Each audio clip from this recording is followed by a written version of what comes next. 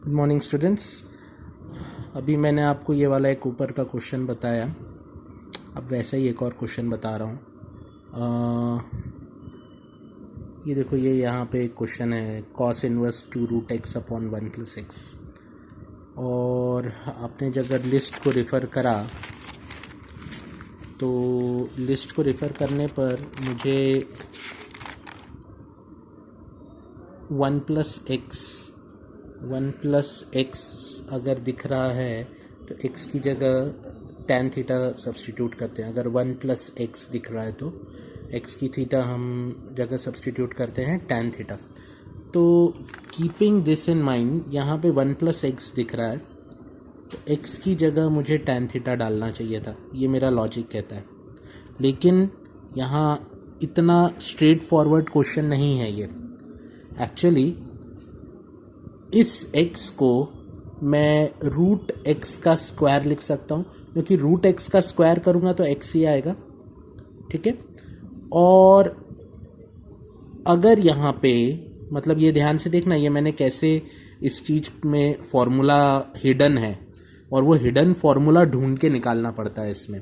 तो इस x को मॉडिफाई करके मैंने ऐसा लिखा √x का होल स्क्वायर, क्योंकि √x का होल स्क्वायर x के बराबर रहता है।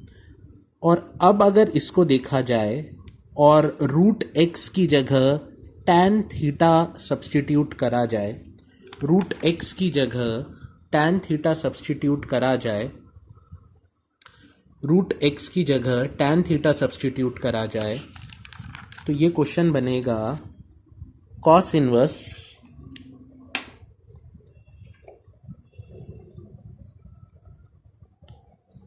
Inverse two tan theta upon 1+ tan theta का स्क्वायर, यानी कि tan स्क्वायर थीटा। यही बनेगा 2 tan theta upon 1+ tan square theta. 2 tan theta upon 1+ tan square theta, ये काय का फॉर्मूला है sin 2 थीटा का। खोपड़ी दिख रही है ना यहाँ पे आपको, मतलब फॉर्मूला हिडन था। 2 tan theta upon 1+ tan square theta काय का फॉर्मूला है sin 2 थीटा का। तो मैंने इस क्वेश्चन को लिखा cos इनवर्स sin 2 थीटा। ये सब्सटीट्यूशन बहुत इंपॉर्टेंट है। इस क्वेश्चन में गलती से भी x की जगह tan थीटा मत डाल देना। अगर आप इस क्वेश्चन में x की जगह वो लिस्ट को रेफ़र करते और 1+x दिख रहा था, आप बोलते थे x की जगह tan थीटा डालो, तो ये क्वेश्चन आपको बीच में फंसा देता जाके। यहाँ पे सबसे पहले आपने इस x को मॉडिफाई करके ऐसा लिखा और फिर √x की जगह tan थीटा डाला, तो ये क्वेश्चन ऐसा दिखने लगा 2 tan theta upon 1+ tan square theta. और मैंने अभी बताया कि ये काय का फॉर्मूला है sin 2 थीटा का, तो ये क्वेश्चन अब ऐसा दिखने लगा cos इनवर्स sin 2 थीटा। अंदर का ट्रिग्नोमेट्रिक फंक्शन और बाहर का इन्वर्स ट्रिग्नोमेट्रिक फंक्शन मैच नहीं कर रहे, तो इनको मैंने मैच कराया। कल मैंने फॉर्मूला बताया था कि sin थीटा को आप क्या लिख सकते हो, cos 90 माइनस थीटा। तो इस sin 2 थीटा को मैंने क्या लिखा, cos 90 माइनस थीटा। 2 थीटा इसलिए 2 थीटा लिखा यहाँ पे। अब cos ने cos इनवर्स का इफेक्ट ख़त्म कर दिया और y का आंसर आ गया π/2 माइनस 2 थीटा। थीटा की वैल्यू थी √x is equals to tan theta था, तो थीटा काय के बराबर हो जाएगा, tan इस तरफ जाएगा तो tan इनवर्स बनेगा। Theta will be equal to tan inverse √x, मतलब अब y की वैल्यू हो जाएगी π/2 minus 2 tan inverse √x। d/dx करा, इधर पे भी d/dx LHS में करा, और ये पूरी क्वांटिटी में भी d/dx अप्लाई करा। तो d/dx एक बार π/2 पे अप्लाई होगा, d/dx एक बार 2 tan इनवर्स √x पे अप्लाई होगा। तो d/dx of constant quantity is always 0, तो ये 0 आ गया। 2 कांस्टेंट है तो d/dx के बाहर निकल गया, और tan इनवर्स x का डिफरेंशिएशन होता है 1/x², तो 1/√x का होल स्क्वायर। तो मतलब इसका फाइनल आंसर आ जाएगा -2/1+x। ये इसका फाइनल आंसर रहेगा। -2/1+x। प्लीज़ ये क्वेश्चन को ध्यान रखिएगा। ये देखने में लिस्ट में हमें 1+x तो मिलता है और हमारा मन हमको कहता है x की जगह tan थीटा डालो, लेकिन इस क्वेश्चन में जो ट्रिक थी वो ये √x की थी। x की जगह tan थीटा नहीं डालना था, √x की जगह tan थीटा डालना था। और जब आप √x की जगह tan थीटा डालते तो आपका फॉर्मूला रेडीली तैयार हो जाता और इसको आप कोलैप्स करके sin 2 थीटा लिख सकते थे, जो कि मैंने यहाँ लिखा। और फिर इसको चेंज कर सकते थे, जो कि मैंने कल फॉर्मूला बताया था कि साइन थीटा को आप लिख सकते हो cos 90 माइनस थीटा। तो मैंने साइन थीटा को, और ऐसा लिखने की ज़रूरत क्यों पड़ी, क्योंकि मुझे बाहर और अंदर एक जैसा ट्रिग्नोमेट्रिक फंक्शन चाहिए रहता है। यहाँ cos इनवर्स आ रहा था, यहाँ साइन आ रहा था, एक जैसा नहीं आ रहा था, इसलिए मेरे को ये काम करना पड़ा यहाँ पे। और अब cos और cos इनवर्स एक दूसरे का इफेक्ट ख़त्म करे तो वो बन गया π/2 माइनस 2 थीटा। और थीटा की वैल्यू tan इनवर्स √x थी, जो कि यहीं से निकल कर आई, तो वो वैल्यू यहाँ वापस रीसब्स्टिट्यूट कर दी और डिफ्रेंसिएशन के ऑपरेटर लगाकर डिफ्रेंसिएशन स्टार्ट कर दिया। स्टार्ट करने के बाद में यहाँ पे फाइनल आंसर ये आया। Is this clear? ये वाला क्वेश्चन क्लियर है? ऐसे आपको क्वेश्चंस, ट्रिकी क्वेश्चंस इस वाले टॉपिक में दिखते हैं, जिसमें सब्स्टिट्यूशन सीधा उठा के कुछ भी नहीं डालना है। आपको ये बात हमेशा सोचनी है, फॉर्मूला कैसे बनाऊं, उस फॉर्मूले को कोलैप्स करके क्या बनेगा, और ऐसा कुछ कर दूं कि बाहर वाला इन्वर्स ट्रिग्नोमेट्रिक फंक्शन और अंदर वाला ट्रिग्नोमेट्रिक फंक्शन मैच करने लगे, जिससे कि वो इफेक्ट ख़त्म हो जाए, जिससे कि वो वाला इफेक्ट ख़त्म हो जाए। आया कि नहीं आया ये बात समझ में?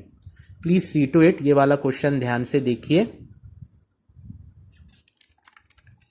इसको मैंने ये सॉल्व करा है यहाँ पे। इसका सब्स्टिट्यूशन बहुत इंपॉर्टेंट है, ध्यान रखना इस क्वेश्चन में। सीधे x की जगह मत डाल देना देखकर। तो ये मैं कुछ आपको चीज़ें बता रहा हूँ, ये क्वेश्चंस ध्यान रखिएगा। ऐसे और क्वेश्चंस मैं आपके साथ थोड़े डिस्कस करूँगा, लेकिन अभी जो मैं बता रहा हूँ वो वाले क्वेश्चंस प्लीज़ ध्यान रखिएगा, ठीक है। अब एक और क्वेश्चन है बिल्कुल ऐसा ही, है ना। क्वेश्चन है y is equals to cos inverse 1 minus x की पावर 2n और 1 प्लस एक्स की पावर 2n। और अब मैंने यहाँ पे क्या किया, x की पावर 2n को मैं ऐसा लिख सकता हूँ ना,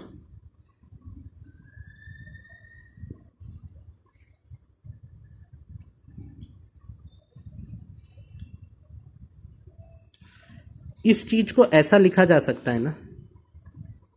और अगर मैं x की पावर n की जगह tan थीटा डाल दूं तो क्या ये चीज ऐसी नहीं दिखने लगेगी? 1 माइनस tan स्क्वायर थीटा। ये स्क्वायर क्यों आया? क्योंकि यहाँ ये स्क्वायर लगा हुआ है।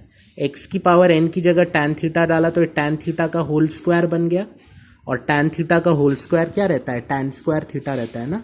तो 1 minus tan square theta 1 plus tan square theta. Formula ऊपर लिखा है, 1 minus tan square theta upon 1 plus tan square theta काय के बराबर होता है? cos 2 थीटा की। ये सब फॉर्मूले ध्यान रखो। cos 2 थीटा tan में कैसा दिखता है, sin 2 थीटा tan में कैसा दिखता है, ये सारे फॉर्मूलेज बहुत इंपॉर्टेंट हैं। इसलिए ये मैंने यहाँ पे आपको ये खोपड़ी बना के दिए हैं। प्लीज़ इन सब को ध्यान रख के एक जगह कॉपी में नोटेट करते जाइए।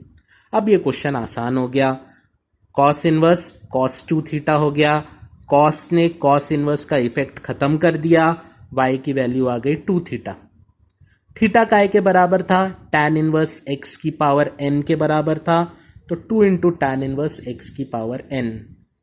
d बाई डी एक्स लगाया, इस तरफ भी लगाया, इस तरफ भी लगाया, तो 2 तो d बाई डी एक्स के बाहर आ गया। tan इनवर्स x की पावर n का डिफ्रेंसिएशन हुआ 1 अपॉन एक्स की पावर 2n, एक्स स्क्वायर रहता है, और x की पावर n का डिफ्रेंसिएशन हुआ nxn माइनस 1। इसका डिफ्रेंसिएशन करने के लिए tan इनवर्स fx वाला फॉर्मूला याद रख सकते हो, या अजम्पशन लगाना है तो अजम्पशन लगाओ, स्टेप्स बढ़ जाएंगे। फॉर्मूला याद रहा तो छोटे में सॉल्व हो जाएगा। आया ये क्वेश्चन समझ में? देखो इन सारे क्वेश्चंस में आपको सब्स्टिट्यूशन करना है। अंदर अलजेब्रिक क्वांटिटीज़ हैं, उन क्वांटिटीज़ में ये सारे सब्स्टिट्यूशंस मैंने उस लिस्ट में कवर नहीं करे हैं। ये क्वेश्चंस में कुछ ऐसे लेते जा रहा था जिससे आपको ये सब्स्टिट्यूशंस के बारे में समझ में आए कि ऐसा भी सवाल बनता है इसमें और भी टाइप के क्वेश्चंस बनते हैं जो मैं आपसे धीरे धीरे डिस्कस करूंगा नेक्स्ट लेक्चर में।